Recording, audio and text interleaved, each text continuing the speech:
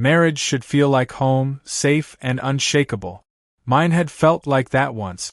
Now, it felt like a house with hidden cracks, waiting to collapse when I least expected it. I'm Ryan, 34 years old, and for the past 10 years, I believed I had a love story worth envying. My wife, Olivia, had been my world. Her laughter was my favorite sound, her touch my greatest comfort. We built a life together, a partnership based on trust, or so I thought. But love can blind you. It can make you ignore the signs, the gut feelings, the tiny inconsistencies that whisper of betrayal before it fully unfolds. The first crack appeared months ago: missed dinners, unanswered calls, hurried explanations. Olivia, once an open book, started locking her phone, her smile never quite reaching her eyes anymore. She smelled different when she came home, like a man's cologne that wasn't mine. Doubt gnawed at me, but I silenced it. Love demanded faith, and I had always given her that without question. Until the night I found out the truth. It was supposed to be a normal evening. Work had dragged, deadlines had piled up, and I wanted nothing more than to relax at home. Olivia had told me she'd be late. Meetings, she claimed. But something inside me urged me to go home early. I pulled into our driveway, noting her car already parked. She wasn't supposed to be here yet. Stepping inside, I expected to hear the usual, a television murmuring in the background, the sound of Olivia's voice greeting me. Instead, silence wrapped around the house, thick and suffocating. Then I heard it. Soft murmurs. A hushed moan. The sound came from our bedroom. My stomach twisted, dread pooling in my gut. Every step toward the door felt heavier, my heartbeat hammering in my ears. My fingers curled around the doorknob, hesitating for just a second, because deep down I already knew. I pushed the door open, and my world crumbled. There she stood, her back pressed against the dresser, her silky robe slightly undone, revealing smooth, bare skin beneath. And in front of her, him. A man. Tall, broad-shouldered, with sharp features and a cocky smirk. His hands rested on her waist, fingers digging in like he owned her. Then, he leaned in and kissed her neck. My breath caught. The intimacy of the gesture made it worse than any sordid act I could have imagined.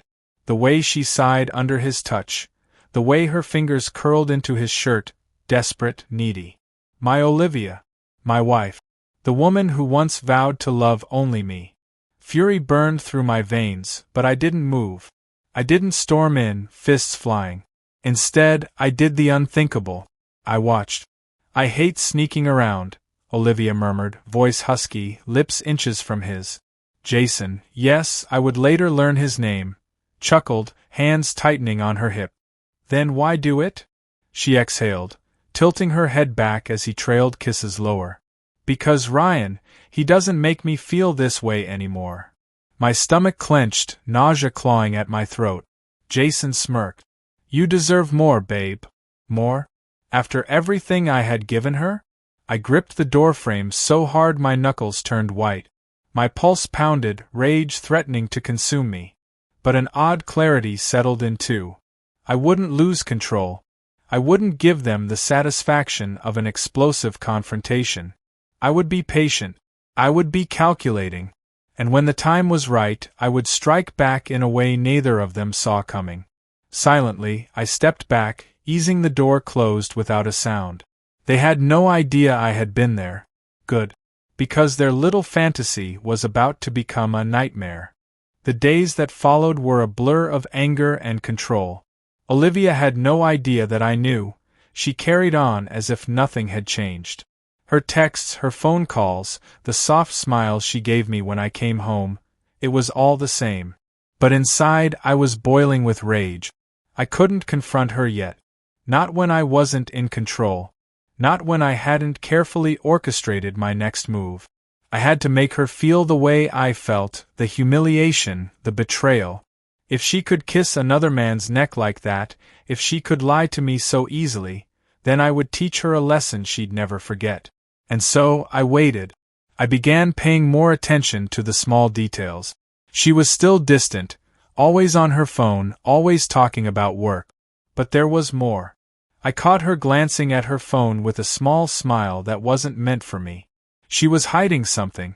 The thrill of the chase, of knowing I was one step behind, only made me more determined. One evening, I sat in the living room, pretending to watch TV, while Olivia spent another night working late. It was a pattern now: work late, then show up home, disheveled but always too good at pretending everything was fine. But I had learned. I knew what this was. A small part of me wanted to scream, to demand the truth from her. But I wasn't just angry. I was hurt. I had given her everything, and she had destroyed it. She had to feel the sting of my betrayal. She had to know what it felt like to be the one left in the dark, wondering. And then, I had a plan. It started with Claire, Olivia's best friend. Claire and I had always gotten along, but we had a connection that went beyond friendly banter. She was beautiful, with long, red hair and a mischievous spark in her green eyes that never quite went away. I knew she'd always been attracted to me, even though I had never acted on it. That was about to change. I needed Claire to play her part. I sent her a text late that night. It was vague, but it would be enough to stir curiosity.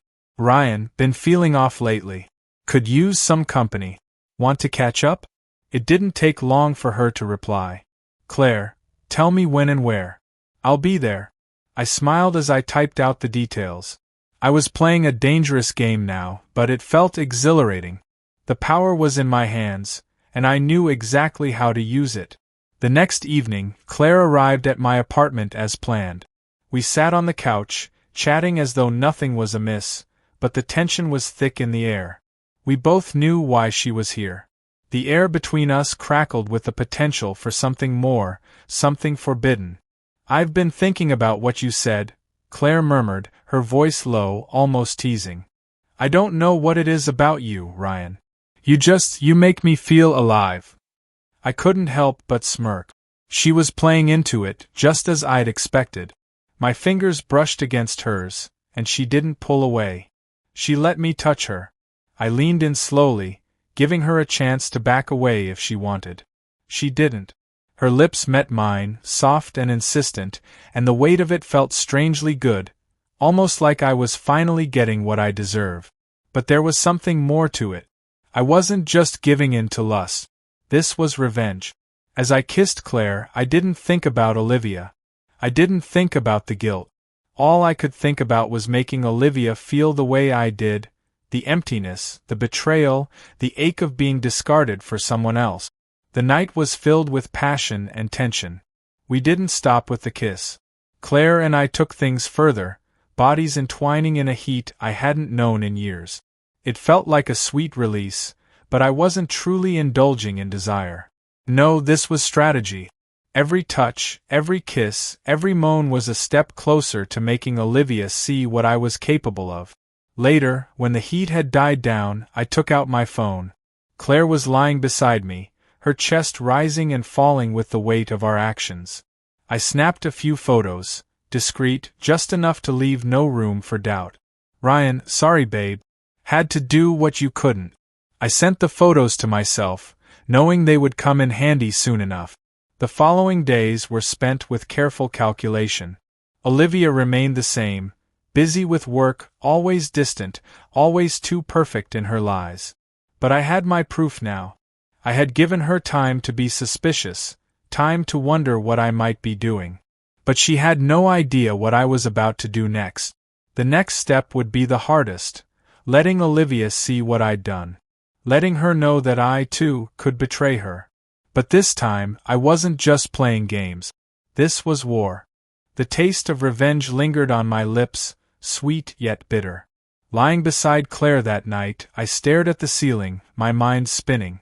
The weight of what I had done should have felt heavier, but all I felt was satisfaction.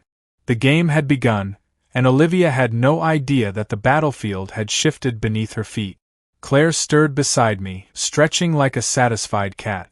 Her fingers traced lazy circles on my chest. "You're thinking too much," she murmured, pressing a soft kiss against my shoulder. I turned to her, offering a small smirk. "Just making sure everything falls into place." She arched an eyebrow. You're playing a dangerous game, Ryan. I chuckled, running a hand through my hair. Oh, I know. That's what makes it fun. Claire didn't push further.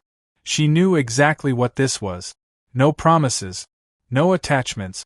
Just mutual pleasure and the destruction of the woman who had broken me first. The next morning, I returned home as if nothing had happened. Olivia was already in the kitchen, sipping her coffee, dressed in one of her elegant blouses, looking every bit the picture-perfect wife. But I saw the cracks in her facade. "Morning," she greeted, flashing me a small smile. I forced a yawn, stretching. "Morning. How was your night?" She hesitated for the briefest second. "Busy. You?" I met her gaze, letting a slow smirk tug at my lips. "Eventful." Her fingers tightened slightly around her coffee cup, but she recovered quickly. "Yeah." I shrugged, stepping closer, trailing my fingers along the counter. "Met up with someone. Had a few drinks. Talk. Nothing major." She tilted her head, trying to read between the lines. "Claire." Her voice was carefully neutral, but I caught the flicker of unease in her expression. She was wondering. She was suspicious. I didn't answer right away. Instead, I leaned against the counter, watching her. "Why? Would that bother you?" She scoffed, shaking her head. "Of course not. Why would it? Liar." I let silence stretch between us, watching her squirm. She wasn't used to being on this side of the deception. But I wasn't done yet. That evening, I executed the next part of my plan. I left my phone unlocked on the coffee table, just as Olivia walked into the living room. The screen was lit, displaying the most damning image I had taken with Claire. Her lips on my neck. My hands tangled in her hair. I didn't even have to look at Olivia to know she had seen it. The sharp intake of breath, the tightening of her shoulders, it was all the confirmation I needed. "Ryan." Her voice was barely above a whisper.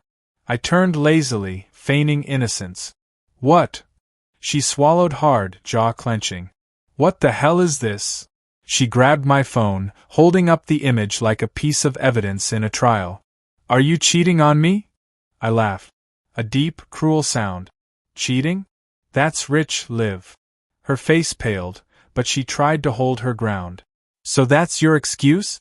You think I've done something, so you go and sleep with Claire." I stood slowly, closing the distance between us. "I don't think, Olivia." "I know." Her breath hitched. "Bingo." I leaned in, lowering my voice. "I saw you, Liv. In our bedroom. With him." Her lips parted, her eyes wide with shock. She tried to speak, to form some pathetic excuse, but I wasn't interested in her lies anymore. "So don't you dare stand here, acting outraged," I continued, voice calm but deadly. "Don't you dare play the victim. You made your bed, now lie in it." For the first time, I saw fear in her eyes. Good. But we weren't done yet. Not by a long shot. The silence between us stretched, thick and suffocating. Olivia's hands trembled as she gripped my phone, her knuckles white. She searched my face, her lips parted as if trying to form an excuse, a justification, anything to claw her way out of the wreckage she had created. But I wasn't going to let her. "Ryan," she whispered, her voice breaking. "I can explain." I scoffed, crossing my arms over my chest. "Explain? Oh, this I have to hear." She swallowed hard, taking a shaky breath. "It wasn't." "Don't." My voice was sharp, cutting her off like a blade. "Don't insult me with a lie, Olivia. I saw you. I heard you." Her expression crumbled, guilt flickering in her eyes, but she straightened her back. "It was a mistake." I let out a humorless laugh. "A mistake? A mistake is forgetting to pay a bill. A mistake is burning dinner. What you did, what you chose to do, wasn't a mistake. It was betrayal." Her mouth opened and closed, like she was struggling to find the right words. But there were none. No words could fix this. No excuses could erase the image of her with him.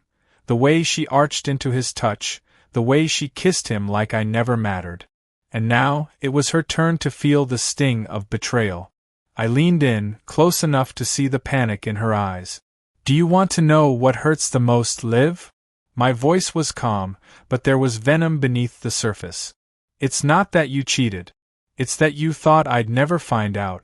That you thought I was too blind, too trusting, too stupid to see what was right in front of me. Tears welled in her eyes. I love you, Ryan. No, you don't. I cut her off, my jaw clenching. You loved the idea of me. The man who gave you security. The man who trusted you. The man who would have done anything for you. I shook my head, a bitter smile tugging at my lips. But that man? He's gone. She reached for me, desperation in her touch, but I stepped back. Ryan, please, we can fix this. We can. There's nothing to fix. Her face crumbled. I let that sink in before delivering the final blow. I slept with Claire. The color drained from her face, her lips parting in shock. What? I tilted my head, letting the words settle.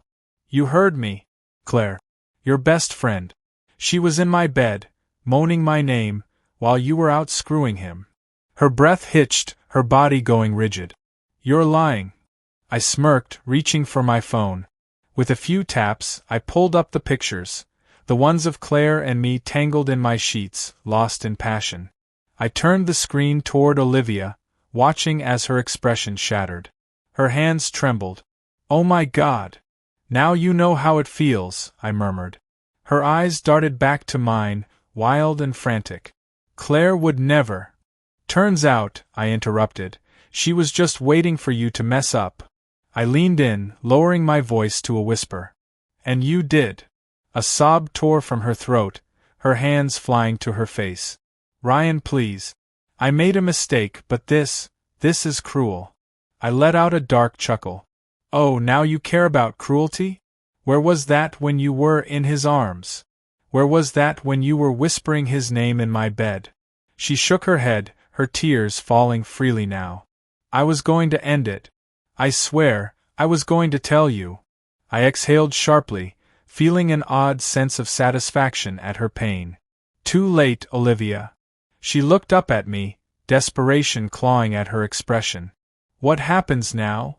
I stepped back, my decision already made. I'm leaving. Her face twisted in anguish. No, Ryan, we can work through this. Don't do this. Don't throw us away. I met her gaze, my heart hardening. You threw us away the moment you let him touch you. Her sobs filled the room, but I didn't stay to comfort her. I turned, walking toward the door, each step sealing the fate she had created for herself. As I reached the doorway, I glanced back one last time. You made your bed, Olivia, I said softly. Now sleep in it, alone. And with that, I walked away, leaving behind the ashes of what once was.